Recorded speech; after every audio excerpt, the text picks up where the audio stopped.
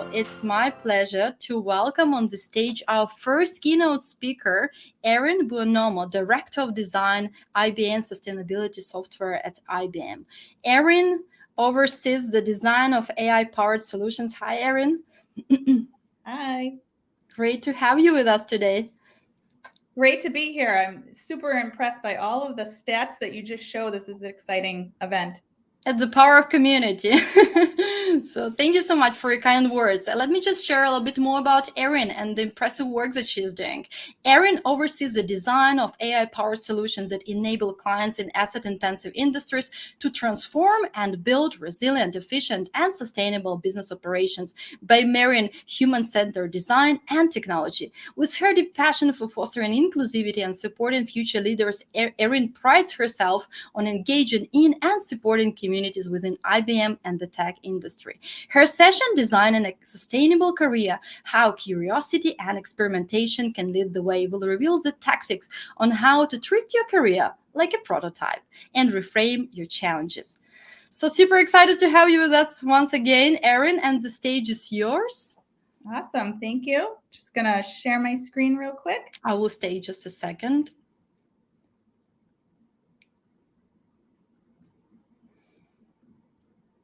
Let me know when I'm ready to go.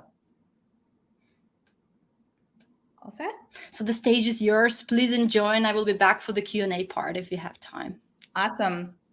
Well, thank you all. I'm so excited to be here. Good morning, good afternoon. With such this global audience, it's really exciting to see so many women in tech. And when we think about it, we all have different experiences, backgrounds, and career journeys, but a common pattern that we likely all face is that we may hit crossroads during our career where we question our focus, our purpose, our impact. Or maybe you're just getting a little bit curious of what else is out there. And we all want to understand, what is that secret to a well-designed, sustainable career? And when you think about sustainability, it's a critical business imperative. Our present choices and actions are going to have a huge long-term impact on future generations. The same can be said about our own careers. The actions you take today are going to have an impact on your future life. So designing a sustainable career is one of the best things you can do for your own long-term personal and professional success. But what is it really? It's one that's going to endure over time. It's going to grow with you through the years. It's going to carry you through both good and challenging times. It's going to enable you to stay happy, healthy, productive, employable through its span. But it's also going to be a perfect fit for you whenever and wherever you're at in your career. So I'm here to talk to you about my own experience as I kind of travel along my own pursuit of a sustainable career. To start, I'll tell you a little bit about me. I'm an engineer by trade. I'm a wife, I'm a mother, I'm a people leader, and an IBMer. And when I look back, my interest in technology started really on in my life. My father's in tech, so him and I used to talk a lot about what he did day to day. We used to build computers together back in the day. I didn't know it back then, but those moments made a huge impact on my future choices. I've been an IBMer for about 18 years, but I'm really proud of the multi-dimensional career that I've had in this one company where we're using technology to drive change into business and the world. I've held 8 different roles. I've been in 3 different functions. I've worked on roughly 10 plus product lines, and I've worked in 3 different business units within one company. But my road was not always clear. And I've had many points where I felt stuck or confused of the direction that I wanted to take. So I'm going to share with you my journey, some aha moments I learned along the way, and how I adopted a growth-minded experimental approach to help me spark some positive change and momentum throughout my career. So let me start kind of way back when. Back when I was a teenager, I had someone ask me, Erin, what's your passion? Figure out what your passion is, and then figure out what school you want to apply to, and then you can start your career. This was a daunting question for a teenager. What if I made the wrong decision? What if I had no idea what my passion was? Honestly, I liked a lot of things, but I wasn't sure exactly what I had a passion for. But what I didn't know is that less than 20% of people have one single passion in our lives. I wish I had known that back then. It was something I learned along the way. But I had a epiphany early on in my career. Passion's not the result of good life design. Passion is the result of good life design. It's not the source of it. And it comes really after you discover something you like, you develop mastery around.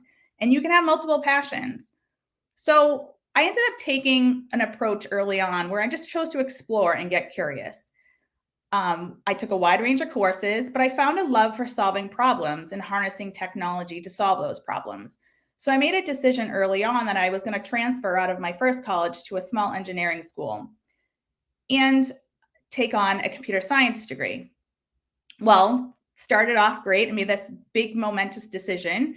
And then I failed my first coding class, which I will tell you as a young adult was making me worried that I had made the wrong decision or self-doubting whether I was cut out for this career. Really, that was my first bump in a long series of bumpy roads. Honestly, that's what real life is when you think about it.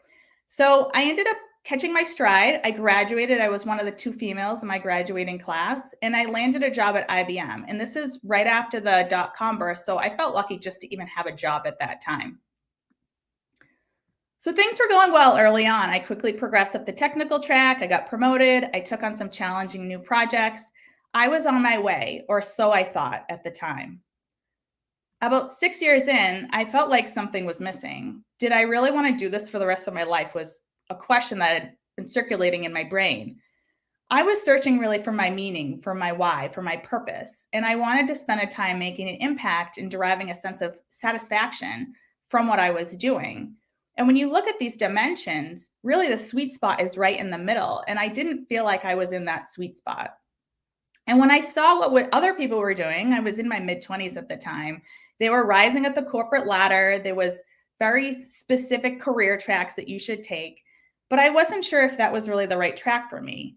And when you think about it, the work world changes and evolves, and maybe traditional career advice is no longer sufficient, and you needed to reframe how we think about it. And when you think about your why, your purpose, that could evolve over time as well. So I had my second epiphany. I needed to reframe my approach to career progression. Instead of climbing a career ladder, I needed to approach it like playing on a career playground, which is way more fun when you think about it. Life is way more fluid. It's not linear. It's somewhat messy. Growth can come in different forms. It can come at different rates and speeds throughout your life.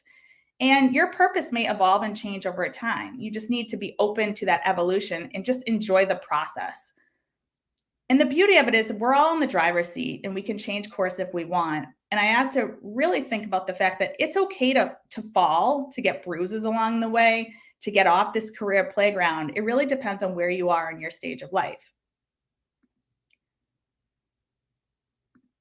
So at that point, I was still a developer, but I had a desire didn't really have a desire to move up this technical track. And I did some serious self-reflection and realized I want to learn more about business, how we bring products to market. So I somehow convinced IBM to pay for my graduate degree. And I spent 3.5 years getting my MBA part-time with an intention of shifting into product management. So I'd finally figured out my career. But of course, life throws you some interesting curveballs. And as you can imagine, my priorities shifted dramatically. I was now a mother of twins, but also a professional. And I wanted to make sure that the time I was spending at work was really purposeful.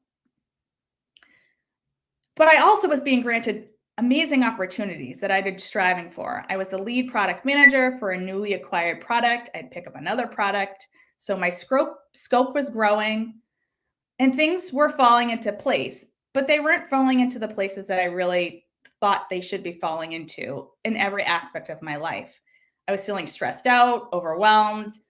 I didn't feel balanced. I was questioning whether my future was still at IBM at the time. But I realized I was trying to run away from like an unsustainable, stressful situation. So I had to take a step back and realize that the version of myself had changed from what it was before. And I needed to figure out what that version of myself even was. So my next epiphany was really learning like, that's okay. There could be many versions of myself. I needed to reframe my life and evolve it into a version that's going to better serve my interests, my passions, and my needs at that time. I needed to be more like Madonna. If you all know who Madonna is, she's an icon, right? She's evolved herself over the past 4 decades.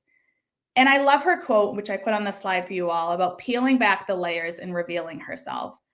So when I think about my career journey, I think about peeling back my own layers and making choices that may impact my future, but at least are the right choices that are perfectly all right for where I am at this point in time.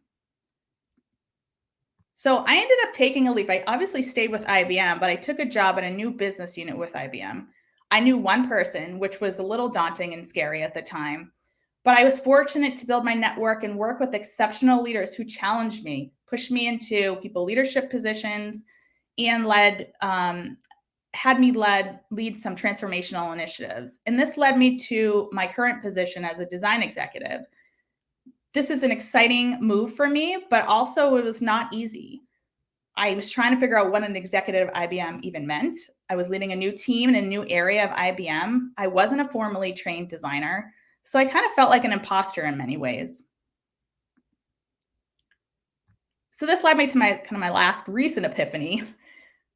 I needed to embrace these feelings. Even if you don't feel good or smart enough, focusing on that's not productive at all. And I needed to put control back in my own hands. So instead, I look at these feelings as signals that I have areas to grow and new skills to learn. So when I look into the future, I look for and welcome these feelings. It's a constant reminder to challenge myself. When I'm not feeling them, I have to also self-reflect to go, is there a reason why I'm not feeling those feelings?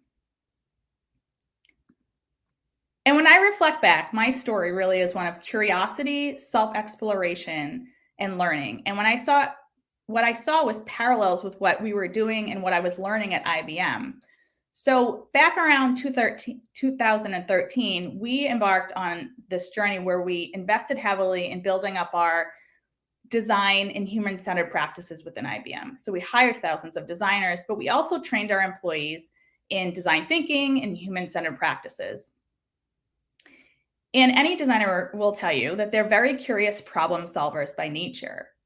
They need to deeply understand human needs to make the experiences that they're designing meet the mark of the users that are going to be using our software products. So really, when you think about it, it's important for me to understand my own needs at the same deep level so I can design my own gratifying life experiences. And I was taking these practices and applying to them to how I approach my career. So I'm going to share with you some of the key tenets of design thinking. And I'm going to try to convince you to be curious like a design thinker so you can build your creative confidence and apply this practice to your own career planning. Design thinking, if you're not that familiar with it, it's just a way of thinking that anyone can use. You don't have to be a designer. That really enables you to reframe problems from a human perspective. For us at IBM, it helps us ensure we're focused on the right problems. And it also ensures that we're using a more experimental, iterative approach to problem solving. It enables us to deliver better products faster. Now, the 3 principles are really focusing on purposeful human outcomes, having a diversity of thought and empowerment to take action, and then restless reinvention. Everything is a prototype. We're never done improving it. And these principles can be applied to solving any problem. And when you think about careers, it's a wicked design problem. It's a problem with no right answer, and it requires us to make decisions about a very uncertain future. So what I wanted to do today is talk briefly about design thinking. It provides us a model for action, and we call this model at IBM the loop. It's a continuous cycle of observing, reflecting, and making. It helps us understand the present, envision the future, learn from our experiences and our successes, but also learn from our failures, and helps us move forward with intention. And when you think about this process, if you're only observing and reflecting, you might become stuck in analysis paralysis because you're not actually taking any action. And I have felt sometimes like that during my career. But if you're only reflecting and making, you may be effectively flying blind because you may not have all the information you need to make well-informed decisions. So it's really important to encompass all parts of the process. Now, this model has helped me get unstuck at points in time, but it has also helped me illuminate a new path to take that I wasn't even aware was an option. So I'm going to walk through these phases and just talk a little bit about what you generally focus on. The first step is observing, and this is really just getting to know ourselves better through building empathy. When we build software products, we make the effort to truly empathize with our users so we can see the world as they see it. We understand what they're thinking, what they're feeling, what they're trying to accomplish, what are their pain points, so that we can create solutions that will address those and make their lives better. When you think about your career, you're the user in this scenario, and it's going to require you to be brutally honest with yourself. And that's not always easy, and it's not always comfortable. But you really need to set aside your assumptions and be open to having moments of awareness that there may be a problem to be solved or an unmet need in your life. After you've practiced some self-empathy, the next step is really just to reflect. This is where you find patterns and kind of connect the dots to identify the core issue or problem that you're trying to solve and the outcomes you would like to achieve. So at this point, generally what I would be doing is taking stock of what I'm doing, what my career looks like, what my position is, and making sure it's aligned to my big picture, my why, those 4 dimensions that I showed earlier, and determine is something off balance? Does something not feel right? You may also uncover new information about yourself that kind of changes your perception of what your biggest pain point is in your journey right now. The trick is to put your finger on the core issue and make sure you're solving the right issue or right problem. It's also important to know what you know and what you don't know and what you may have questions about. Generally, what is holding us back from taking action or making change is our own fears or perception of what's in our way. And it's important to understand what those barriers are to success, but don't let them hold you back. And one of the things that I like to do is reframe those barriers into interesting questions, such as how might I or how can I? And those kind of make you rethink of how you can approach those. You now have a question that you can look for answers to. So once you've spent time understanding the situation, understanding what your biggest pain points are or opportunities or unmet needs, it's time to actually, envision a future and look to see what outcomes you want to take action on. During the design process, we do this by exploring some big ideas, and it's a fun process where we throw stickies on the wall and, no holds barred idea generation. You can do the same for yourself, where you explore alternative futures. Think of how you would want to solve that problem. What are some of the things that you could do? And then you want to test your ideas and then reflect on what you learn. And you can do this by prototyping your life. During the design process, we use prototypes all the time to test our ideas, get our concepts in front of people, get feedback, and it really helps us save time and money in the process.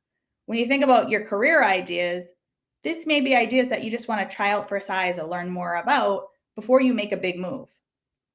When I think about my career, any role that I was looking to explore, especially the ones that were big transitional moves between functional areas, I prototype what that role might look like and feel like before actually jumping in. And there's a couple ways to do that. You can do that through conversations. One, there's probably people out there who are living your future. Seek those people out, learn from them, involve them in your process. The other way is also just to test out those experiences. When I was interested in moving to product management, I sought out individuals who were doing those jobs, and I offered my help and engaged in some project work just to learn about what that would entail. And all of this information helped me determine what actions I wanted to take. At some points, it was moving and making a change. At some points, there was no action at all. I decided I was going to stay with what I was doing. So overall, a design thinking approach can help you solve problems that might seem otherwise unsurmountable. And this has helped me through my career build resilience, get unstuck, and really just have the confidence to take more risks. The key here is embracing a continuous cycle of learning, improvement, and having a bias to action. And it's really important just to be more empathetic with yourself. Self-compassion can go a long way to balancing out your emotions and working towards a solution you feel good about. Don't get held back by barriers. Reframe your challenges into interesting questions. Be okay to wander outside your lanes. Explore new things. Exploit what you've already learned in your career to evolve your career. Move into new areas can widen your skill set and your experiences. And then treat your career like a prototype. Ask questions, involve others in your ideas, and try out multiple ideas for size. Don't limit yourself, but you may want to start small to make some progress. And lastly, in the words of Dolly Parton, a well-known American singer and songwriter, if you don't like the road you're walking, start paving another one, like a design thinker. And yes, I did add that last part. Sustainable careers don't just happen. They're designed through a combination of empathy, intention, intuition, and a little bit of courage mixed in. And my challenge to you after today, if you find yourself stuck or needing a change in the future, or you're just looking to explore new interesting career paths, think back to how you can use design thinking in the loop to drive you forward and peel back your next layer. Thank you all.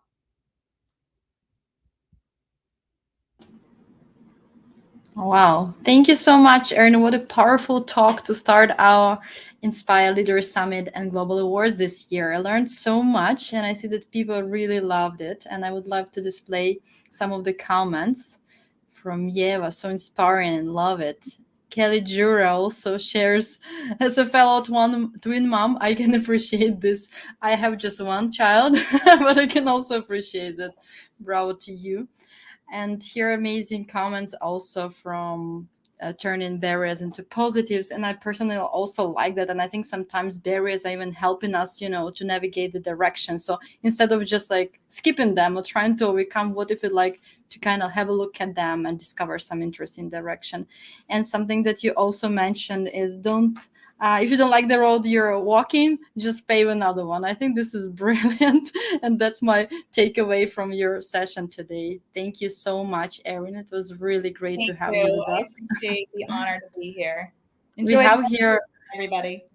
We have here hundreds of comments coming your way. Many thanks. So people really got inspired by your session today, and so many things resonated with them. Thank you so much, Erin.